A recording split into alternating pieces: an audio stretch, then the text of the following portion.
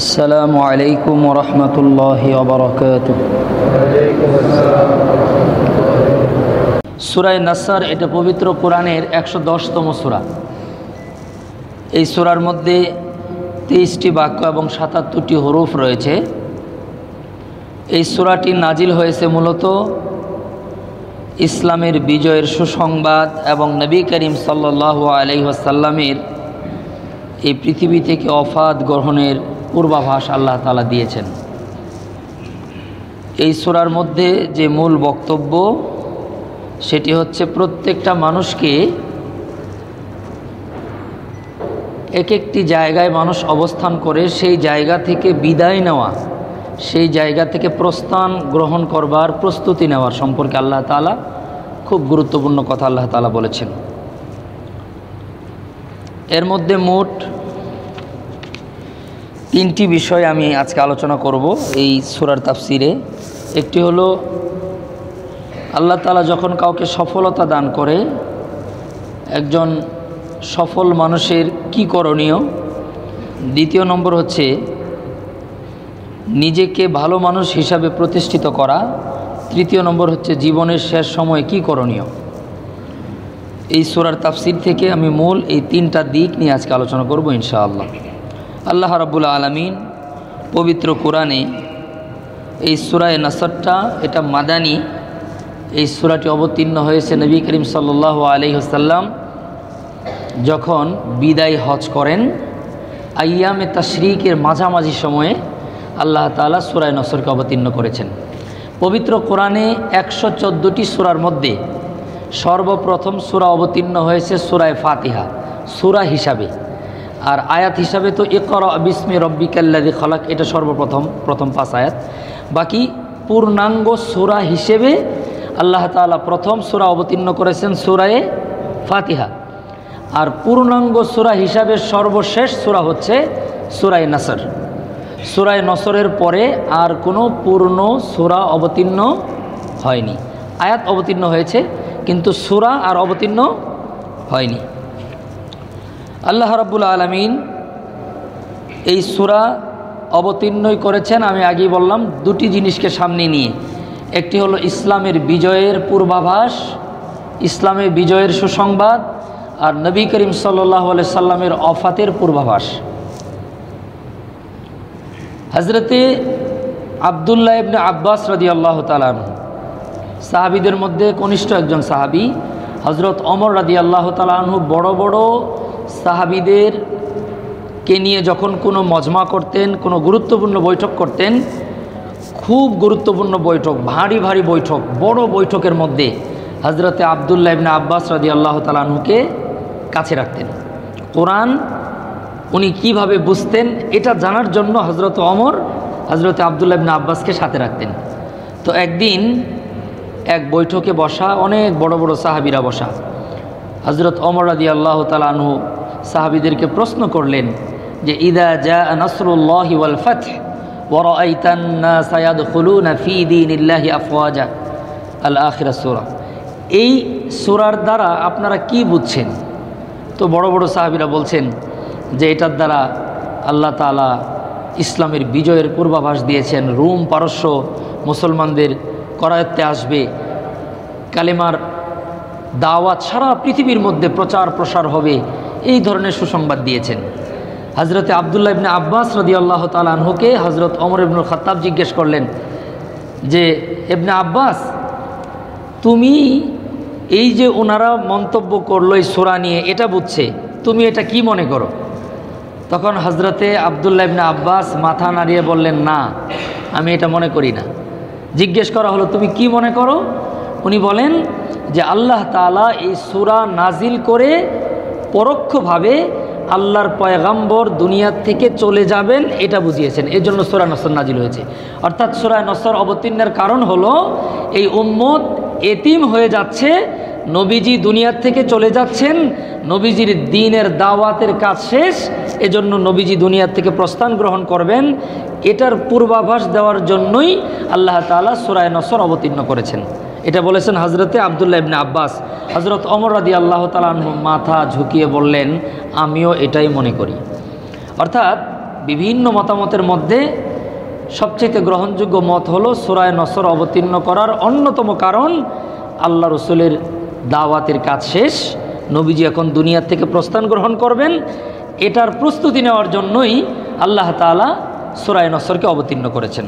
আল্লাহ রাব্বুল আলামিন বলেন, বিসমিল্লাহির রহমানির রহিম, ইযা জাআ নাসরুল্লাহি ওয়াল ফাth, যখন আল্লাহর সাহায্য আসবে এবং বিজয়ী হবেন, ওয়ারাআইতান নাসা ইয়াদখুলুনা ফি দীনিল্লাহ, আপনি লোকদেরকে দেখবেন দ্বীনের মধ্যে, আল্লাহর দ্বীনে প্রবেশ করতেছে, আফওয়াজা, দলে দলে লোকেরা আপনার দ্বীনের মধ্যে, আল্লাহর আনিত দ্বীনের মধ্যে প্রবেশ করবে। ফাসাব্বিহ বিহামদি রাব্বিকা ওয়াস্তাগফির, এখন আপনি কি করবেন? তাসবিহ পড়বেন এবং হামদ ও শুকুর আদায় করবেন, আল্লাহর প্রশংসা করবেন, আল্লাহর পবিত্রতা বর্ণনা করবেন। ওয়াস্তাগফির, এবং আপনি ইস্তিগফার করবেন।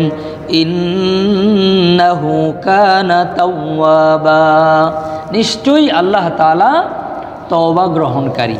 এটা হচ্ছে মোটামুটি অনুবাদ। মুআজ্জাজ হাজিরিন, প্রথম আয়াতের একটি গুরুত্বপূর্ণ কথা হলো, মানুষ আল্লাহর সাহায্য ছাড়া সফল হতে পারে না। এই কথাটা সারা জীবন মনে রাখলে ব্যর্থ হলেও অসুবিধা নাই, সফল হলেও বিপদে পড়ব না। আমাদের জীবনে ব্যর্থতা সফলতা দুটি নিয়েই জীবন। আপনি ব্যর্থ হলে কোনো অসুবিধা হবে না, চলতে পারবেন। আর সফল হলেও সফলতার আনন্দে অহংকারে আমরা বিপদগ্রস্ত হব না, যদি এই একটি কথা মনে রাখি, ইদা জাআ নাসরুল্লাহ ওয়াল ফাth, আল্লাহর পক্ষ থেকে সাহায্য আসলেই বিজয় হওয়া যায়, সফল হওয়া যায়। আল্লাহর সাহায্য ছাড়া কেউ সফল হতে পারে না। এই একটি কথা আমাদের সারা জীবনের জন্য খুব জরুরি মনে রাখা। মানুষ ব্যর্থ হলে কয় নসিব, খুব খেয়াল করেন।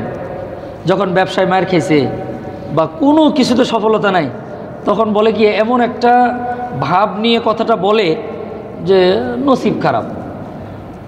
নসিব খারাপ বলার দ্বারা বোঝা যায় যে দোষটা আল্লাহকে দিয়েছি, যে আল্লাহ দেয় নাই দেখে আমার হয়নি, নাহলে হয়তো। নাউজুবিল্লাহ বলি। যদি কোনো জিনিস অর্জন করতে ব্যর্থ হই, তাহলে বলবো এইভাবে যে আলহামদুলিল্লাহ, আল্লাহ এটা না পাওয়ার মধ্যেই খায়ের রেখেছেন। আল্লাহ এটা আমার জীবনে আসুক, আল্লাহ তাআলা এটা না আসার মধ্যেই আমার জন্য কল্যাণ রেখেছেন। এইভাবে বললে বোঝা যায় যে আল্লাহর উপর খুশি আছি আমি। ধরেন আমি একটা জিনিসের জন্য অনেক সাধনা করতেছি, অনেক চেষ্টা করতেছি, লাস্টে গিয়ে হয়নি, তখন আমি বলবো আলহামদুলিল্লাহ, আল্লাহ তাআলা এটা না পাওয়ার মধ্যেই আমার জন্য কল্যাণ রেখেছেন। তাহলে বোঝা যায় যে আমি আল্লাহর সিদ্ধান্তের উপর সন্তুষ্ট। আর যদি বলি নসিব খারাপ, মানে বডি ল্যাঙ্গুয়েজটা আর ভাষাটা আর অবস্থাটা এমন, নসিব খারাপ মানে আল্লাহ আমার ভাগ্যই খারাপ করে লেখছে, এই জন্য আমি পাইনি। এই জিনিসটা সঠিক না। আমরা বুঝি না, আমরা সামনেরটা দেখি না, পিছেরটা মনে রাখতে পারি না। আমরা কত দুর্বল, পিছনের কোনো কিছু তো মনে থাকে না, সামনেরটা তো দেখতেই পাই না। তাহলে আমার ভালো আমার মন্দ আমি কিভাবে বুঝব? এজন্য একটি জিনিস আমরা আজীবন মনে রাখবো, সকল সফলতার পিছনে আল্লাহর সাহায্য অনিবার্য। আল্লাহর সাহায্য ছাড়া মানুষ সফল হতে পারে না। আল্লাহ তাআলা নবীকে এই কথাই প্রথমে শোনায় দিলেন, ইযা জাআ নাসরুল্লাহি ওয়াল ফাth, যখন আল্লাহর সাহায্য আসবে এবং যখন বিজয় হবেন। ওয়ারাআইতান নাসা ইয়াদখুলুনা ফি দীনিল্লাহি আফওয়াজা, আপনি দেখবেন মানুষরা দলে দলে আল্লাহর দ্বীনের মধ্যে প্রবেশ করছে। তখন কি করবেন? ফাসাব্বিহ বিহামদি রাব্বিকা ওয়াস্তাগফির ইন্নাহু কানা তাওয়াবা, আপনি আল্লাহর পবিত্রতা বর্ণনা করবেন, আল্লাহর শুকুর গুজার হবেন এবং ইস্তিগফার করবেন, নিশ্চয় আল্লাহ তওবা গ্রহণকারী। মুআজ্জাজ হাজিরিন, আমি বলেছি আমার প্রথম কথা হলো, মানুষ যখন সফল হয় তখন করণীয় কি? আমরা যে কোনো কাজে সর্বশেষ গন্তব্য পর্যন্ত চেষ্টা করব।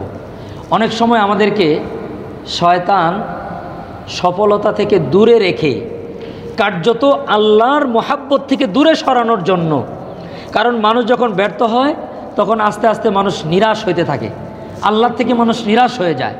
আল্লাহ থেকে নিরাশ করবার জন্য মানুষ বলে যে গন্তব্য অনেক দূরে, তোমার দ্বারা এত দূর যাওয়া সম্ভব না, তুমি পারবে না। এটা হলো শয়তানের কথা। আমার চেষ্টা করা, গন্তব্যে পৌঁছার জন্য সর্বোচ্চ চেষ্টা করা আমার উপর দায়িত্ব। এরপরে যদি আমি না পাই তখন আমি আলহামদুলিল্লাহ বলবো, এই বিশ্বাস করব যে আল্লাহ তাআলা এটা না পাওয়ার মধ্যেই আমার জন্য কল্যাণ রেখেছেন। একটা ছোট্ট দৃষ্টান্ত দিই, আপনারা এটা সবাই জানেন, স্মরণ করায় দিচ্ছি।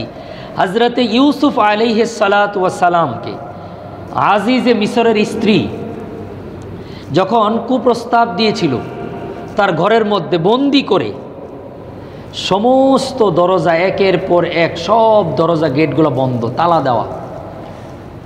ইউসুফ আলাইহিস সালাতু ওয়াস সালাম আজিজে মিসরের স্ত্রীকে বললেন যে আমার আল্লাহ আমাকে দেখছেন, যতই আপনি নির্জনতা অবলম্বন করেন না কেন, এই গোপন কামরা, খাস কামরার মধ্যেও কোনো অনৈতিক কাজ করা আমার দ্বারা সম্ভব না। তখন আজিজে মিসরের স্ত্রী তার পরনের কাপড় খুলে, ওই ঘরের মধ্যে মূর্তি ছিল, মূর্তির মাথা পেঁচিয়ে দিয়ে বলল যে এখন খোদার মাথা ঢেকে দিয়েছে, এখন দেখবে না। নাউজুবিল্লাহ। হযরত ইউসুফ আলাইহিস সালাতু ওয়াস সালাম জানতেন যে ঘরের প্রতিটা দরজা তালা দেওয়া, বের হওয়া সম্ভব না। এটা একটা সাধারণ কথা যে আমরা মনে করতাম যে দরজা তালা দেওয়া, বাঁচার জন্য চেষ্টা এখানেই করতে হবে, দরজায় গিয়ে তো লাভ নেই। কিন্তু হযরত ইউসুফ আলাইহিস সালাতু ওয়াস সালাম তাওয়াক্কুল আলাল্লাহ, আল্লাহর উপর ভরসা করার পদ্ধতি শিক্ষা দিলেন। তিনি বলেন, মুফাসসিরিন ইকরামরা তাফসিরে লিখেছেন, আল্লাহ তাআলা কোরআনের মাধ্যমে জানিয়ে দিয়েছেন, ইউসুফ আলাইহিস সালাতু ওয়াস সালাম গুনাহ থেকে বাঁচার জন্য আল্লাহর উপর তাওয়াক্কুল করে দরজা পর্যন্ত দৌড় দিয়েছিলেন। আল্লাহর সাহায্য এসেছে, দরজা আল্লাহর কুদরতে খুলে গিয়েছে। সুবহানাল্লাহ। আমি বুঝাইতে চাচ্ছি, আমার কাজ হলো দরজা পর্যন্ত যাওয়া, নুসরত আল্লাহর পক্ষ থেকে আসবে, সাহায্য আল্লাহ করবেন। এরপরে না হলে আল্লাহ অন্য কোনো উপায় আমাকে সাহায্য করবেন। এরপরে নিরুপায় হয়ে আমাকে কোনো গুনার জন্য বাধ্য করা হলে আমি তওবা করব, আল্লাহ আমাকে হয়তো ক্ষমা করে দিবেন, আল্লাহ কোনো না কোনো রাস্তা আমার জন্য করে দিবেন। হযরতে মূসা আলাইহিস সালাতু ওয়াস সালাম যখন ফিরআউন মূসা আলাইহিস সালাতু ওয়াস সালাম এবং তার অনুসারীদেরকে সমূলে হত্যা করবার লক্ষ্যে যখন আক্রমণ করলো, মূসা আলাইহিস সালাম জানেন যে সামনে নদী, বাঁচার কোনো পথ নাই। তিন দিক থেকে ফিরআউনের সৈন্যরা, সামনে হলো নদী। আর এই নদী, নীল নদ পার হওয়া এটা মুখের কথা না, কিন্তু তাওয়াক্কুল আলাল্লাহ, আল্লাহর উপর তাওয়াক্কুল করার কাইফিয়ত আল্লাহ শিক্ষা দেওয়ার জন্য মূসা নবীকে আল্লাহ তাআলা এই ইলহাম করলেন, তার অন্তরের মধ্যে এটা উদিত করে দিলেন যে তোমার কাজ যাওয়া, তুমি যাও, আল্লাহ সাহায্য করবেন। মূসা আলাইহিস সালাতু ওয়াস সালাম গেছেন, আল্লাহ তাআলা নদীর মাঝখান দিয়ে আল্লাহ রাস্তা বের করে দিয়েছেন। এটা হলো আল্লাহর সাহায্য। তো আল্লাহর সাহায্য আসার আগে বান্দার কাজ কি? নিজের সাধ্যমতো চেষ্টা করা। এরপরে হলে আল্লাহ দিয়েছেন সম্পূর্ণ, না হলে বুঝতে হবে আলহামদুলিল্লাহ, আলহামদুলিল্লাহ সুম্মা আলহামদুলিল্লাহ, আল্লাহ আমার জন্য কোনো কল্যাণ রেখেছেন, এই জন্য এটা আমার হয়নি। আল্লাহ তাআলা এই সবক, এই শিক্ষা সূরা নসরের তাফসীর থেকে আমাদেরকে গ্রহণ করা তৌফিক দান করেন। আল্লাহ তাআলা আমাদের নবীকে এই কথাটাই বলেছেন যে সাহায্য আল্লাহর পক্ষ থেকেই হবে। আল্লাহ তাআলার সাহায্য ছাড়া মানুষের জীবনে কোনো সফলতা সম্ভব না। এখন যখন আমি সফল হব তখন আমার করণীয় কি? আল্লাহ তাআলা পবিত্র কোরআনে বলে দিলেন, ফাসাব্বিহ বিহামদি রাব্বিকা ওয়াস্তাগফির। যখন আমরা সফল হব, সফল হওয়ার পরে আল্লাহর তাসবিহ করতে হবে, আল্লাহর পবিত্রতা বর্ণনা করতে হবে, আল্লাহর প্রশংসা করতে হবে এবং ইস্তিগফার করতে হবে। মুআজ্জাজ হাজিরিন, আল্লাহ তাআলা পবিত্র কোরআনে সূরা ইব্রাহিমের মধ্যে আল্লাহ তাআলা বলেন, 7 নম্বর আয়াত আল্লাহ বলেন, বিসমিল্লাহির রহমানির রহিম, লাইন শাকারতুম লাযীদান্নাকুম ওয়ালাইন কাফারতুম ইন্না আযাবি লাশাদীদ। আল্লাহ পাক রব্বুল আলামিন বলেন, নবী গো আপনি বলে দেন, মানুষদেরকে ঘোষণা দিয়ে দেন, লা ইন শাকারতুম, যদি তোমরা শুকরিয়া আদায় করো, লা আযীদান্নাকুম, আল্লাহ তাআলা ওই নিয়ামতকে আরো বাড়ায় দিবেন। ওয়ালা ইন কাফারতুম, আর যদি অকৃতজ্ঞ হও, আল্লাহ তাআলা বলেন ইন্না আযাবি লাশাদীদ, নিশ্চয় আমার শাস্তি খুব কঠিন। শুকরিয়া আদায় না করা এক ধরনের শিরক। কেমন? আল্লাহর শুকরিয়া আদায় করতেছি না, তার মানে হলো এটা অন্য কেউ দিছে, আমি নিজের থেকে করছি, অথবা আরেকজন দিছে, অথচ দিয়েছেন কে? আল্লাহ।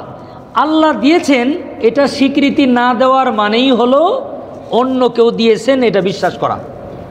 তাহলে যেই জিনিস আল্লাহ দিলেন, আমি আল্লাহ দিলেন এটা স্বীকার না করে আরেকজন দিলেন, গায়রুল্লাহ দিয়েছেন, এটা এক ধরনের শিরিক। এজন্য আল্লাহ তাআলা এটার শাস্তির কথা বলেছেন। আমরা নর্মালি মনে করতে পারি শুকরিয়া আদায় না করলে আবার এত শাস্তির কথা কেন বললেন। আসলে শুকরিয়া আদায় না করার কারণে শাস্তি না, এটা এই কারণে শাস্তি যে আমি মনেই করতেছি না এটা আল্লাহ দেন, এটা দেয় আরেকজনে, আরেকজনে খাওয়ায়, আরেকজনে পড়ায়, আরেকজনে করে, এটা মনে করা হলো শিরিক।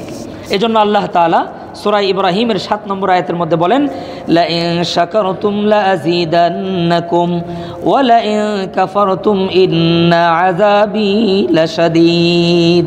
নবী আপনি বলেন, লা ইন শাকারতুম, যদি তোমরা শুকরিয়া আদায় করো, লা আযীদান্নাকুম, আমি আল্লাহ নিয়ামতকে বাড়ায় দিব, ওয়া লা ইন কাফারতুম, আর যদি শুকরিয়া আদায় না করো, অস্বীকার করো, ইন্না আযাবি লাশাদীদ, নিশ্চয়ই আমার শাস্তি খুবই কঠিন। আল্লাহ তাআলা তার আযাব থেকে আমাদেরকে হেফাজত করেন। আল্লাহর আযাব কত ভয়ঙ্কর হবে দুনিয়ার মধ্যে, মাঝে মধ্যে আল্লাহ তাআলা একটা দুইটা উদাহরণ, দৃষ্টান্ত আল্লাহ তাআলা মাঝে মধ্যে দেখায়, কত ভয়ঙ্কর শাস্তি আল্লাহ তাআলা দিতে পারেন। মুআজ্জাজ হাজিরিন, আমরা যে কোনো নিয়ামত পাবো আল্লাহর সাহায্যেই পেয়েছি এটা মনে করব। কার মতো? হযরতে সুলাইমান আলাইহিস সালাতু ওয়াস সালামের মতো। আল্লাহ তাআলা পবিত্র কোরআনে সূরা নমলের 40 নম্বর আয়াতের মধ্যে আল্লাহ তাআলা বলেন, ক্বালা হাযা মিন ফাদলি রাব্বি, ক্বালা হাযা মিন ফাদলি রাব্বি লিয়াবলুয়ানি আশকুরু আম আকফুর। আল্লাহ পাক রব্বুল আলামিন বলেন, তোমরা নিয়ামত পাওয়ার পরে সুলাইমান আলাইহিস সালাতু ওয়াস সালামের মতো শুকরিয়া আদায় করবে। হযরতে সুলাইমান আলাইহিস সালাম কত নিয়ামত পেয়েছেন আল্লাহর কাছ থেকে। সামনে যখন আমি তাফসিরগুলো আসবো, সুলাইমান আলাইহিস সালাতু ওয়াস সালামের আলোচনা আসবে। আমি শুধু এতটুকু বলি, পৃথিবীর মধ্যে বিজ্ঞান যতই উন্নত হোক না কেন, মুখের ইশারা দিলে নিজের সিংহাসন, সংসদ ভবন, বাসভবন সহ আকাশে উড়ে নিয়ে যাবে, এই ধরনের প্রযুক্তি কখনোই চালু হওয়ার সম্ভাবনা নাই। আল্লাহ তার নবীদেরকে কত বড়, কত উন্নত প্রযুক্তি দিয়ে দিয়েছিলেন, কত বড় নিয়ামত দিয়ে দিয়েছিলেন, যেটা কিয়ামত পর্যন্ত কখনো সম্ভব না। এরপরে আসেন পৃথিবীর সকল প্রাণীদের ভাষা হযরতে সুলাইমান আলাইহিস সালাতু ওয়াস সালাম বুঝতেন। সুবহানাল্লাহ। সুলাইমান আলাইহিস সালাতু ওয়াস সালাম পিঁপড়ার সাথে কথা বলেছেন, লম্বা ঘটনা আছে, আমার সেটা বিষয় না। আমি বলতে চাচ্ছি হযরতে সুলাইমান আলাইহিস সালাতু ওয়াস সালাম যত বড় রাজা ছিলেন, যত বড় বাদশা ছিলেন, যত বড় নবী ছিলেন, এত পাওয়ারফুল মানুষ পৃথিবীতে আর আসবে না। এরপরে উনি কি মনে করতেন? এই নিয়ামতগুলাকে কি মনে করতেন? আল্লাহ তাআলা পবিত্র কোরআনে সূরা নমলের 40 নম্বর আয়াতের মধ্যে বলেন যে আল্লাহ যখন কাউকে নিয়ামত দেয়, আল্লাহ যখন কাউকে পদমর্যাদা দেয়, আল্লাহ যখন কাউকে সন্তান দেয়, আল্লাহ যখন কাউকে সম্পদ দেয়, আল্লাহ যখন কাউকে ক্ষমতা দেয়, সে সব কিছু পাওয়ার পরে কি বলবে, কি মনে করবে, এটা আল্লাহ তাআলা সুলাইমান আলাইহিস সালাম কি মনে করতেন এই শিক্ষা দেওয়ার জন্য সূরা নমলের 40 নম্বর আয়াতের মধ্যে সুলাইমান নবীর কথাটা আমাদের নবীকে আল্লাহ জানায় দিয়েছেন। কথাটা কি? সুলাইমান আলাইহিস সালাম বলেন, ক্বালা হাযা মিন ফাদলি রাব্বি। সুলাইমান পয়গম্বর এত নাজ নিয়ামত পাওয়ার পরে তিনি বলতেন, হাযা মিন ফাদলি রাব্বি, আমার আল্লাহ আমাকে যা দিয়েছেন সব কিছু আমার আল্লাহর অনুগ্রহ। সুবহানাল্লাহ। এই কথা ধনী মানুষের মুখে কম শোনা যায় যে আল্লাহ আমাকে যা দিয়েছেন আল্লাহর অনুগ্রহ। এই কথা প্রভাবশালী মানুষের মুখে কম শোনা যায় যে আল্লাহ আমাকে যা দিয়েছেন আল্লাহর নিজ কুদরত দ্বারা দিয়েছেন, কম শোনা যায়। হ্যাঁ, আলহামদুলিল্লাহ, যারা এটা স্বীকার করে, যারা এটা বলে আল্লাহই দিয়েছেন, খুব মজা করে বলে দেখবেন, আমরাও শুনেছি দুই একজনের কাছে যে আল্লাহ যে আমাকে এই নিয়ামতটা দিয়েছেন, এটা আমার চাইতে বড় সাক্ষী আর কে আছে, আমি তো সাক্ষী যে আল্লাহ আমাকে নিজ হাতে দিয়েছেন। এই কথাগুলি বলার দ্বারাই আল্লাহ খুশি হয়, আল্লাহ ওই নিয়ামতটা তার জন্য আর বাড়ায় দেয়। আল্লাহ তাআলা বলেন, সুলাইমান আলাইহিস সালাম বলতেন, ক্বালা হাযা মিন ফাদলি রাব্বি, আমাকে আমার আল্লাহ যা দিয়েছেন সব আল্লাহর নিয়ামত, আল্লাহর অনুগ্রহ। আবার পরে কথা কি বলে দেখেন, পরে মারাত্মক কথা। আল্লাহর পয়গম্বরকে আল্লাহ তাআলা বলেন, ওগো নবীজি, আপনার উম্মতকে জানায় দেন, সুলাইমান আলাইহিস সালাম শুধু এ কথাই বলে ক্ষান্ত হন নাই, হাযা মিন ফাদলি রাব্বি, আল্লাহ পাক রব্বুল আলামিন আমাকে নিয়ামত দিয়েছেন, আল্লাহর অনুগ্রহ। শুধু এ কথাই বলেন নাই, পরের কথা আরো কঠিন। কি জন্য আল্লাহ দিয়েছেন? লিয়াবলুয়ানি, যাতে করে আল্লাহ আমাকে পরীক্ষা করেন। আল্লাহ নিয়ামত তো আল্লাহই দিছেন, এটা তো স্বীকার করছে। পরের কথাটা খুব শক্ত কথা, কি? লিয়াবলুয়ানি, আমাকে পরীক্ষা করার জন্য দিয়েছেন। এখানেই জীবনের সব কথা, পুরো জীবনের টার্নিং পয়েন্ট এ কথা, কি? যে আল্লাহ আমাকে নিয়ামত দিয়েছেন পরীক্ষা নেওয়ার জন্য। আমি নিয়ামত পেয়ে কি করি? আবার আল্লাহ আমাকে নিয়ামত দেননি, আমাকে সন্তান দেননি, আমার জীবনে চাকরি হয়নি, আমার জীবনে সম্পদ হয়নি, আমার জীবনে সফলতা আসেনি। কেন? লিয়াবলুয়ানি, আমাকে পরীক্ষা করার জন্য। তাহলে বলেন, দুটোই পরীক্ষা, দিয়ে পরীক্ষা, না দিয়ে পরীক্ষা। অবশ্যই না দিয়ে পরীক্ষা সহজ। আল্লাহ যদি কাউকে না দেয়, সেই পরীক্ষাটা কি? সহজ। এই কথা বোঝা কঠিন, কিন্তু মেনে নেন কথাটা। এটা আমি অনেক অনেক বড়দের কথা থেকে বলছি।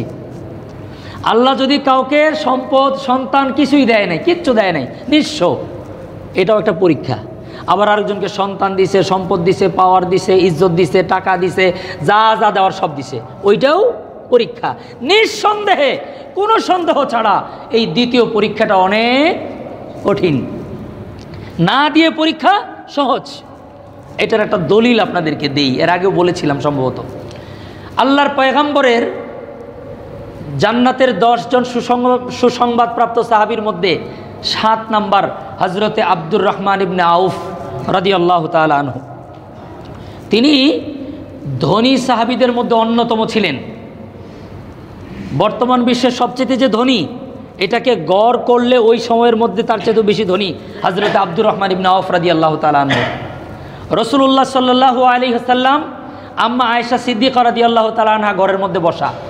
হযরতে আব্দুর রহমান ইবনে আউফের 100 উট বৈদেশিক মাল ভর্তি করে মদিনায় ঢুকতেছে।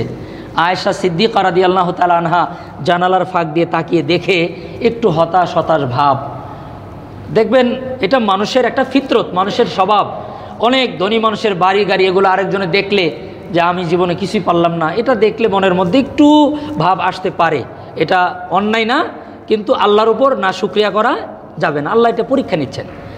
তো নবীজি আয়েশাকে দেখে তাকায় আছেন, এদিক দিয়ে নবী করিম সাল্লাল্লাহু আলাইহি সাল্লামের চোখের কণা দিয়ে টপ টপ করে পানি পড়ছে। আয়েশা রাদিয়াল্লাহু তাআলা আনহা স্বাভাবিক হলেন। ওনার মধ্যে যে একটা অন্যরকম ভাব ছিল, এটা বুঝতে দিলেন না, এটা মানে কাটিয়ে উঠে নবীজিকে বললেন, ইয়া রাসূলুল্লাহ, আপনি কাঁদছেন কেন? আপনার সাহাবী আব্দুর রহমান ইবনে আউফের সম্পদ দেখে কি আপনার খারাপ লাগছে? রাসূলুল্লাহ সাল্লাল্লাহু আলাইহি সাল্লাম বলেন, আয়েশা, না, আমার তো এই জন্য খারাপ লাগছে, আমার 1.25 লক্ষ সাহাবীর মধ্যে জান্নাতের 10 জন সুসংবাদপ্রাপ্ত আছেন, তার মধ্যে 7 নাম্বার আমার আব্দুর রহমান ইবনে আউফ। আল্লাহর পয়গম্বর কেঁদে দিয়ে বললেন, আয়েশা, আমার কষ্ট হয় 1,24,000 সাহাবীর মধ্যে কিছু কম বেশ, 1,24,000 সাহাবীর মধ্যে সবার শেষে জান্নাতে যাবে আমার আব্দুর রহমান, এজন্য আমার খারাপ লাগছে। আয়েশা সিদ্দিকা চমকে উঠে বললেন, ইয়া রাসূলুল্লাহ, কেন? বলতেছে ওনার সম্পদ বেশি। আয়েশা বললেন, ইয়া রাসূলুল্লাহ, তার সম্পদ কি হালাল না? তিনি কি যাকাত দেন না? তিনি তো আপনাকে যথেষ্ট সাহায্য সহযোগিতা করেন, আপনার জন্য কি না করেছেন তিনি। রসুল বললেন, আয়েশা, সব ঠিক আছে, আল্লাহ তাআলা তো হালাল সম্পদেরই হিসাব নেবেন। আল্লাহ তাআলা তো হালাল সম্পদের পাই টু পাই হিসাব নেবেন, আর হারাম সম্পদের জন্য তো আল্লাহ তাআলা দুজকে দিবেন। নাউজুবিল্লাহ বলে। এটা এজন্য বললাম যে আল্লাহ কাউকে দিয়ে পরীক্ষা করেন, কাউকে না দিয়ে পরীক্ষা করেন। নিঃসন্দেহে না দিয়ে পরীক্ষাটা নিয়ে মানে পেয়ে পরীক্ষার চাইতে অনেক সহজ। আমি পেয়েছি, আপনি পাননি, আমার পরীক্ষা কঠিন, আপনার পরীক্ষা সহজ। আল্লাহ তাআলা আমাদেরকে বুঝার তৌফিক দান করেন। তো আল্লাহ তাআলা সুলাইমান আলাইহিসসালাম নিয়ামত পাওয়ার পরে কি বলেছেন, এটা আমাদেরকে শিক্ষা দেওয়ার জন্য সূরা নমলের 40 নম্বর আয়াতের মধ্যে আমাদের নবীকে বললেন, নবী গো, আপনি আপনার উম্মতকে এই জিনিসটা শিক্ষা দেন। কি? সুলাইমান আলাইহিস সালাম অনেক অনেক নিয়ামত পাইছে, এত নিয়ামত পাইছে কিয়ামত পর্যন্ত এত বড় নিয়ামতওয়ালা পুরুষ আর আসবে না। এরপরে উনি পাওয়ার পরে কি বলছেন? ক্বালা হাযা মিন ফাদলি রাব্বি, আল্লাহ আমাকে আপনি যত নিয়ামত দিয়েছেন টোটাল নিয়ামতগুলাই আপনার অনুগ্রহ, আমার কোনো কর্তৃত্ব, আমার কোনো যোগ্যতা নেই। কেন দিয়েছেন?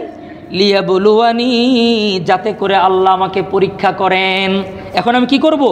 আশকুরু আম আকফুর, আমি কি শুকরিয়া আদায় করব না কুফরি করব? মানে বুঝাইছে আমি অবশ্যই শুকরিয়া আদায় করব। এজন্য আমরা আল্লাহ আমাদেরকে যতটুকু দিয়েছেন আলহামদুলিল্লাহ বলি। আল্লাহ আমাদেরকে যতটুকু দিয়েছেন আমরা বলবো যে এইভাবে বলবো যে আমার জীবন, আমার প্রত্যেকে আমরা নিজেদেরকে পেশ করব যে আমার জীবনে আমি নিজে প্রত্যক্ষদর্শী, আল্লাহ নিজ হাতে আমাকে দিয়েছেন আলহামদুলিল্লাহ। আল্লাহ আমাকে নিজ হাতে দিয়েছেন আলহামদুলিল্লাহ। আল্লাহ যাদেরকে দেননি আমরা এটা মনে করব যে আল্লাহ তাআলা না পাওয়ার মধ্যেই আমার জন্য কল্যাণ রেখেছেন, এজন্য আমি আল্লাহর শুকরিয়া। কারণ আল্লাহ তো পরীক্ষা নেওয়ার জন্য দেন, পরীক্ষা নেওয়ার জন্যই দেন না। তো আল্লাহ না দিয়ে পরীক্ষা নিচ্ছেন, নিঃসন্দেহে নিঃসন্দেহে আল্লাহ আমার পরীক্ষা সহজ করে দিয়েছেন। সুবহানাল্লাহ। হাশরের ময়দানে আমাদের উস্তাদরা যখন এই তাফসিরগুলো পড়াইতেন আমাদেরকে উদাহরণ দিতেন যে তখন তো আমরা ছাত্র জীবনে দেশের বাইরে সফর করা হয় নাই, বিমানবন্দরের অভিজ্ঞতা ছিল না, পরবর্তীতে হয়েছে। আমাদের উস্তাদরা আমাদেরকে বলেছেন এয়ারপোর্টে দুই ধরনের লোক আসে। কিছু লোক আসে খুব বিদেশ ঘন ঘন যায়, তাদের লাগেজ টাগেজ খুব বেশি থাকে না, ছোট্ট একটা হ্যান্ড লাগেজ থাকে, এটা সাথে করে নিয়ে চলে আসে। আবার কিছু লোক বিদেশ থেকে আসার সময় অনেক মাল সামান নিয়ে আসে। এই মাল সামানের বেল্টে গিয়া মাল পাইতে গিয়া কি পরিমাণের দেরি হয়, এটা এয়ারপোর্টে যারা যায় তারা বুঝে। আমি আমার জীবনে একবার বুঝেছিলাম। ছোট্ট উদাহরণ দেওয়ার জন্য বলছি, হজ থেকে আসার সময় তো আমাদের সাথে অনেক হাজি, প্রত্যেকটা হাজি দুটো করে লাগেজ পায়, মানে এক একটা আপনার 24 কেজি করে 48 কেজি। তো আমাদের সাথে অনেক হাজি যাদের লাগেজ কম, স্বামী স্ত্রী গেছে 2 লাগেজ। তো আমার শ্বশুর বিদেশ থাকে, তো উনি আমাকে 2টো লাগেজ দিয়েছে। তাহলে লাগেজ আমার 4টা, পাসপোর্ট 2টা, পাসপোর্টে পাবে 2টা, লাগেজ হলো 4টা। আমি লাইনে দাঁড়িয়েছি, এমন কঠিন জ্যাম লেগেছে, এয়ারপোর্ট কর্তৃপক্ষ এসে বলতেছে যার যার পাসপোর্ট দাও, 2টো করে লাগেজ স্টিকার লাগিয়ে দিয়ে দিয়েছে। এখন আমার 2টো লাগেজ খালি পড়ে গেছে। এমন বেকায়দায় পড়েছি, এমন কঠিন পরিস্থিতিতে পড়েছি। এখন একটু পরে এসে বলতেছে এই লাগেজ 2টো কার? আমি বলতেও পারতেছি না লাগেজ 2টো আমার। আমি চুপ করে দাঁড়িয়ে আছি। আমার চোখের সামনে একজন পিয়নকে এনে, কুলিকে এনে লাগেজ 2টো তার মাথায় দিয়ে বলল ডাস্টবিনে ফেলে দিয়ে আস। এখান থেকে কমপক্ষে জয়দেবপুর রেল স্টেশন হবে, এতটুকু দূরে আমার মূল্যবান মাল সামান নিয়ে একটা কুলি মাথায় করে ফেলে দেওয়ার জন্য, ডাস্টবিনে ফেলার জন্য নিয়ে যাচ্ছে। আমি দূর থেকে শিববাড়ি মোড় হয়ে অনেক দূর থেকে ফলো করছি। তারা যখন ফেলে দিয়ে আসছে আমি আবার মাথায় করে নিয়ে আবার এনেছি। অনেক কষ্ট করে এক পাকিস্তানিকে ধরে একটা লাগেজে স্টিকার লাগিয়ে পার করে দিয়েছি, আর একটা কোনোভাবেই দিতে পারি না। এখন কি করব? বাধ্য হয়ে কাঁদতেছিলাম, আমি চোখের পানি আসতেছিল, শরীর ঘেমে গোসল করার মতো অবস্থা। আমি সেদিন দেখেছি যে হাশরের ময়দানে সম্পদের হিসাব দেওয়ার পরিস্থিতি কি হবে, চোখে দেখেছি। আমি কাঁদতেছিলাম। আমার কান্না দেখে একজন লোক এসে বলল একটা বুদ্ধি আছে। কি? আপনি লাগেজটা কাটেন, কেটে খুলে ছোটো ছোটো ব্যাগ কিনে আপনি 4-5টা ছোটো ছোটো ব্যাগ বানান। ব্যাগ বানানোর পর এগুলো হাতে করে নিয়ে বিমানে ওঠেন। যাই হোক, পরে এক পর্যায়ে আলহামদুলিল্লাহ কিছু মাল ফেলে বাকিটা যেগুলো মানে খুব মূল্যবান সেগুলো নিয়ে আমি বিমানে উঠে এসেছি। তো আমার উস্তাদ একদিন বলেছিল এয়ারপোর্টে গেলে দেখা যায় যাদের মাল নিয়ম বহির্ভূত আসে তাদের কি অবস্থা হয়। সেদিন বুঝি নাই, এটা বুঝেছিলাম 15 সালে, নিজে বুঝেছি। মুআজ্জাজ হাজিরিন, এই উদাহরণটা এজন্য দিলাম, আপনার সম্পদ বেশি দিয়ে পরীক্ষা এটা কঠিন, কারণ এয়ারপোর্ট গেলে দেখা যায় যাদের মাল সামান বেশি এগুলা পাইতে পাইতে অনেক সময় লাগে, যার মাল সামান কম উনি দেখবেন টপ করে বের হয়ে বাসায় চলে গেছে। আল্লাহ তাআলা আমাদেরকে বুঝার তৌফিক দান করেন। তো আল্লাহ তাআলা সুলাইমান আলাইহিস সালামের এই কথা স্মরণ করায় দিলেন। আবার আল্লাহ তাআলা এই কথাও বলেন সূরা কাসাসের ৭৮ নম্বর আয়াত, যে তোমরা আল্লাহর নিয়ামত পেয়ে কারুনের মতো হয়ো না। কার মতো হয়ো না? কারুন, নামটা মনে রাখেন। কার মতো হয়ো না? কারুনের মতো হয়ো না। কার মতো হও? সুলাইমান আলাইহিস সালামের মতো হও। আল্লাহ যাদেরকে নিয়ামত দিয়েছেন ওনারা যেন সুলাইমান নবীকে ফলো করেন। আল্লাহ যাকে নিয়ামত দিয়েছেন ওনারা যেন কারুনের মতো না হয়। আর সম্পদ যার নাই তার তো এমনি কোনো জায়গায় টেনশন নাই।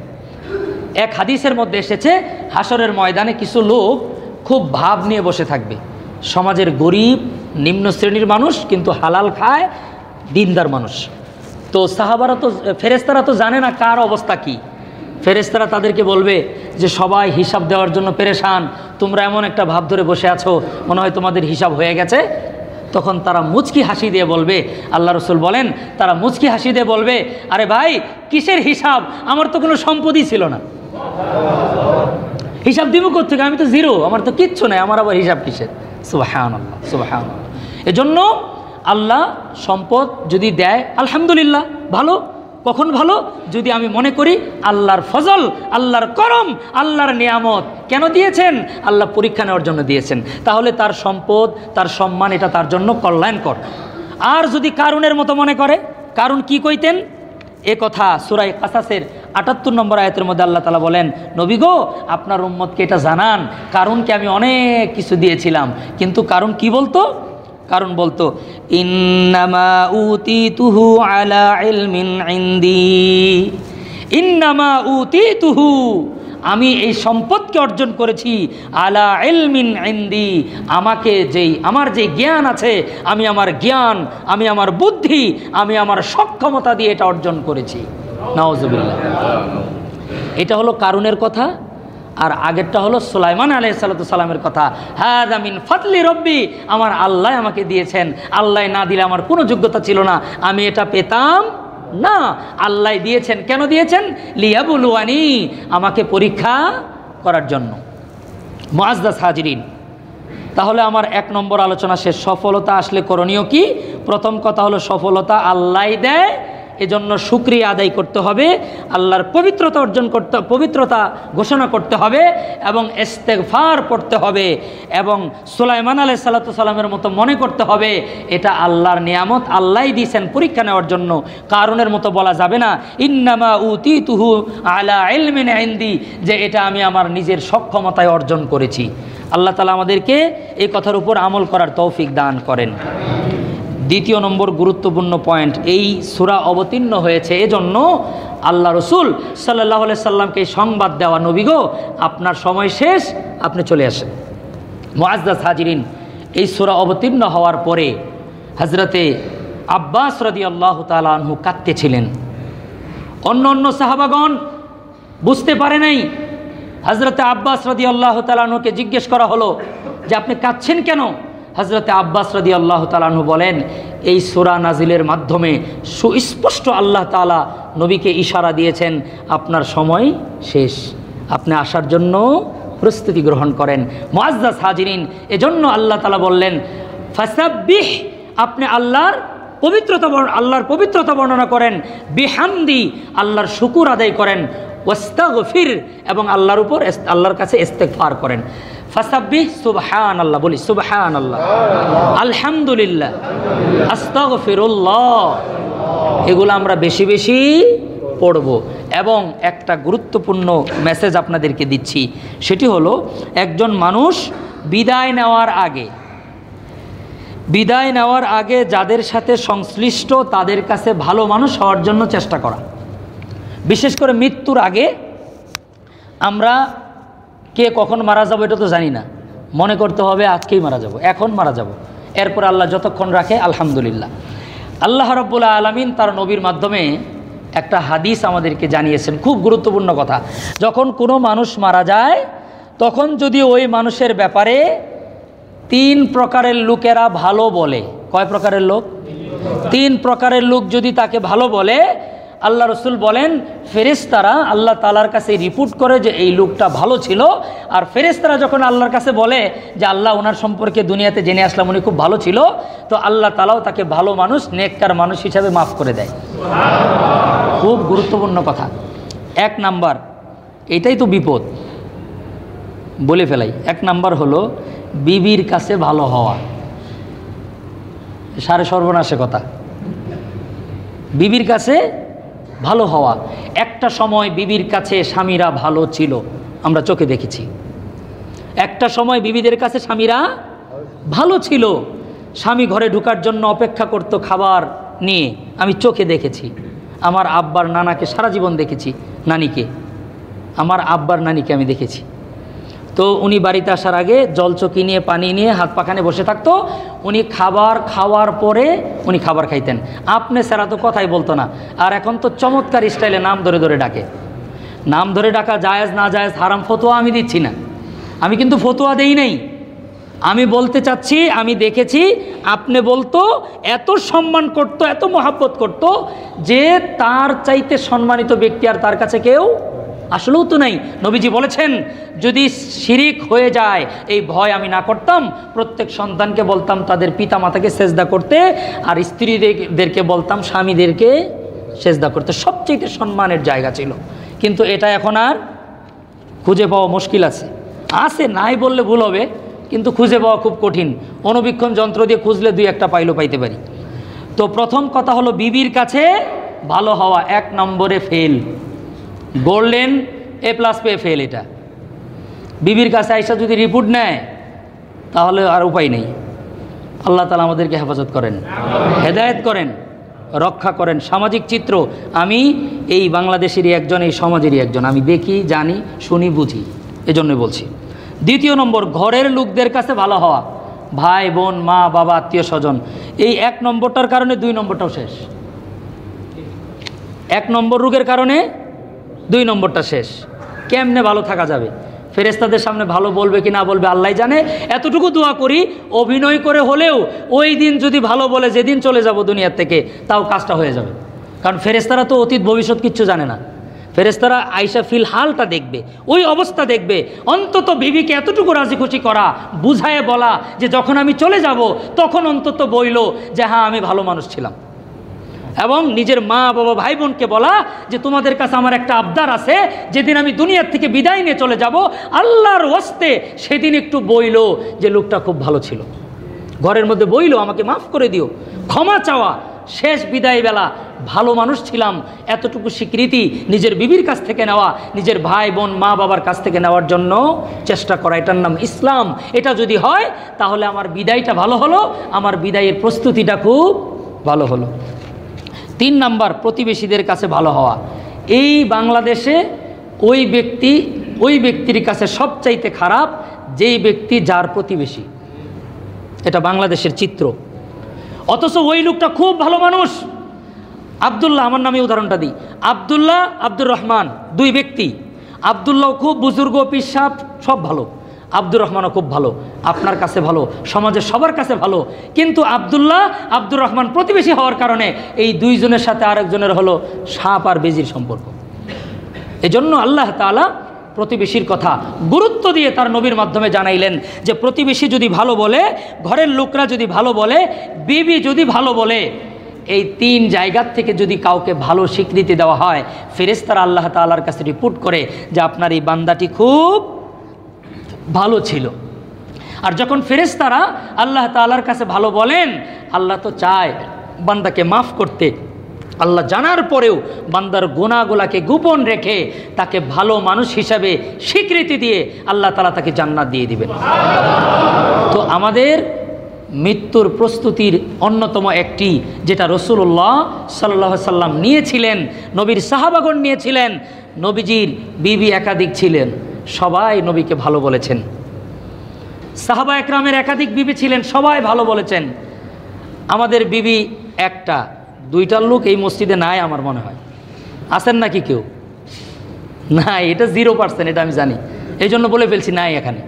তো আমাদের একজন বিবিকে কেন আমরা খুশি রাখতে পারি না? কেন পারি না আমরা? এটাকে অনুসন্ধান করতে হবে, বের করতে হবে। মৃত্যুর প্রস্তুতি ভালো হওয়ার জন্য এই কাজগুলি আমাদেরকে করতে হবে। পরিবারের লোকদের কাছে ভালো থাকতে হবে, প্রতিবেশীর কাছে স্যাক্রিফাইসের মানসিকতা রাখতে হবে, একটু ছাড় দিতে হবে প্রতিবেশীর কাছে। যদি আমি প্রতিবেশীর কাছে ভালো হই, পরিবারের কাছে ভালো হই, বিবির কাছে ভালো হই, তাহলে আল্লাহ তাআলা আমাকে মাফ করে দিবেন। সূরা নাসরের অন্যতম শিক্ষা এটা, আমরা যেন মৃত্যুর আগে তওবার মাধ্যমে আমার পরিবার পরিজন এবং প্রতিবেশীর কাছে ভালো হয়ে আমি একজন ইমানদার হয়ে যেন মৃত্যুবরণ করতে পারি। আল্লাহ তাআলা আমাদের নবীকে প্রস্থান গ্রহণের প্রস্তুতি নেওয়ার জন্য সূরা নাসর নাজিল করেছেন। আল্লাহ তাআলা আমাদের সবাইকে আমাল করার তৌফিক দান করেন।